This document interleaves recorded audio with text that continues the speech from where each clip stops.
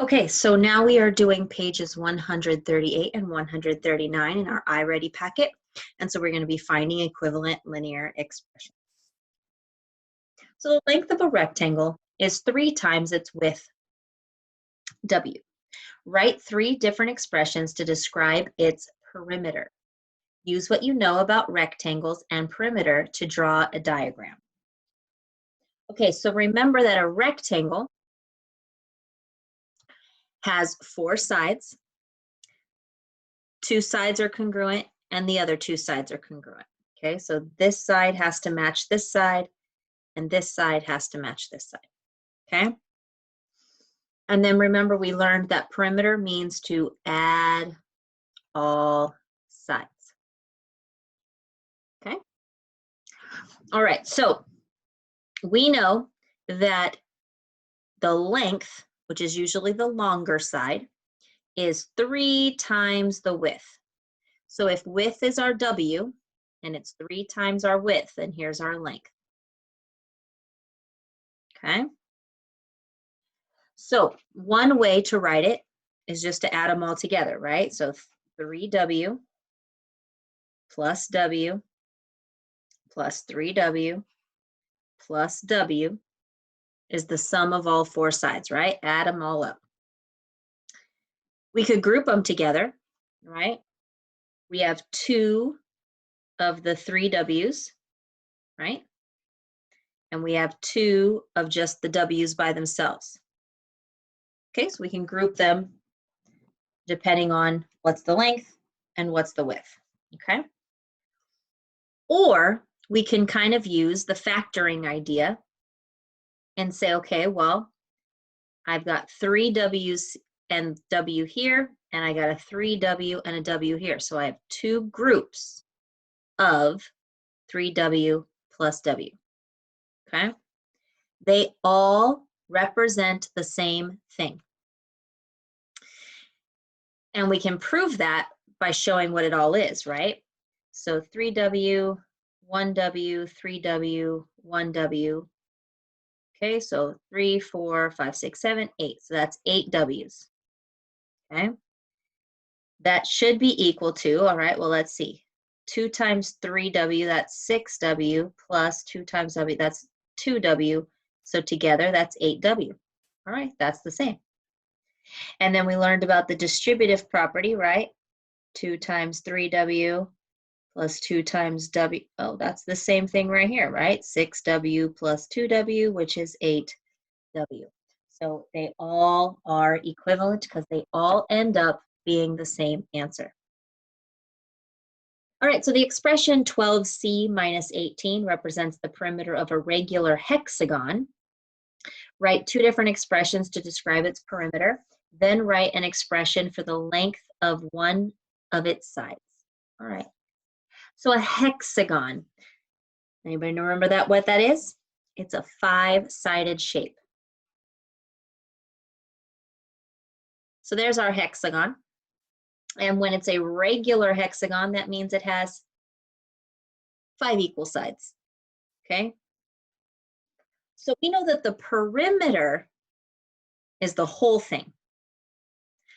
So we need to take our 12C and figure out each side. Okay?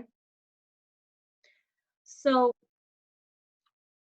let's break this down. Let's factor this out, huh? So we have 1 times 12C, 2 times 6C, 3 times 4C. All right, let's look at 18. We've got 1 times 18, 2 times 9, 3 times 6. Okay, well, so they have a 6 in common. That's the biggest number they have in common. And what's left? We have a 2C left here. And we have a 3 left here. I know what's wrong. I drew the wrong shape. This is a pentagon. 5-sided shapes are a pentagon. A hexagon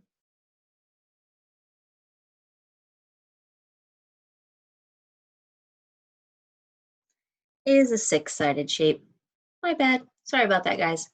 Pentagon has 5, hexagon has 6. That makes more sense now.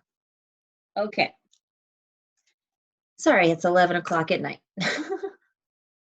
All right, so we have a 6-sided shape.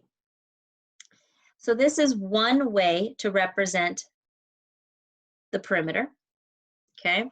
But it wants 2 ways to represent the perimeter. So we could go 2c minus 3 plus 2c minus 3 plus 2c minus 3 plus 2c minus 3 plus 2c minus 3 plus 2c minus 3. 1, 2, 3, 4, 5, 6. Yep, there's 6 of them. So there's another way. These are equivalent because they mean the same thing. Okay? Then it says write an expression for the length of one of its sides. So remember, just one side is the 2c minus 3. That's just one of the sides. We have 6 of them, but that's just one. Okay?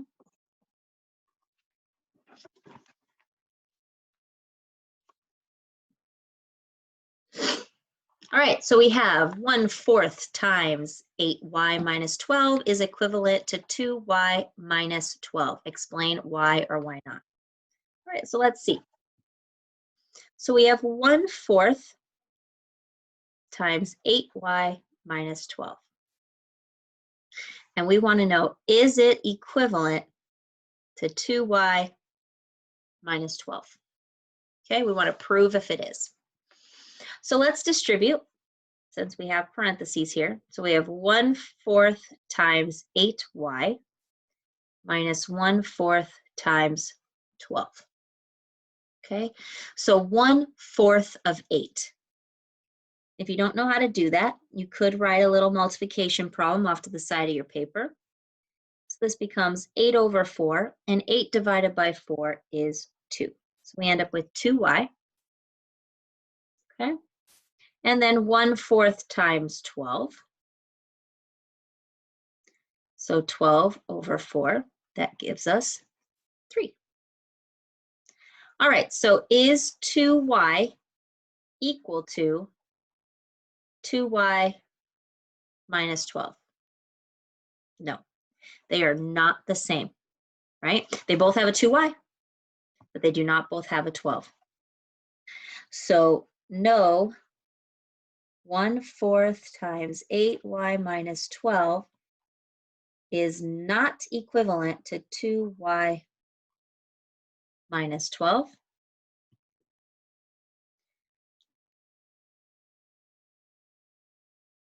You must distribute the 1/4 to both the 8y and the negative 12. Okay?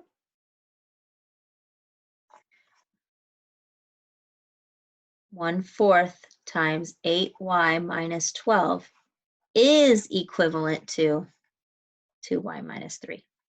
Okay? This is the good one. Okay? Which expression below is equivalent to this? Circle the correct answer. So let's work it out.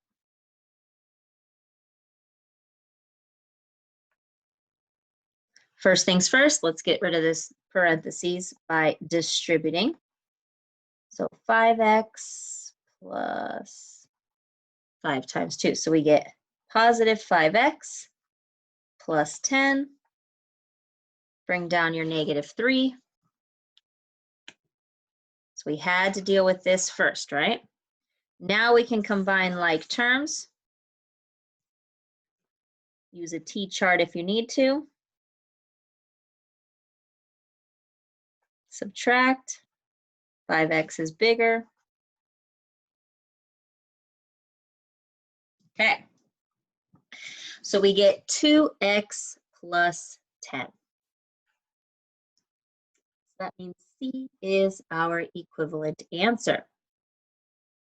But Caitlin says A. All right. How'd she get that? Well, if you look up at the original problem, she would get the 2x by subtracting these two pieces here. But the 2 matches this 2 up here. She probably forgot to distribute. So Caitlin got A because she forgot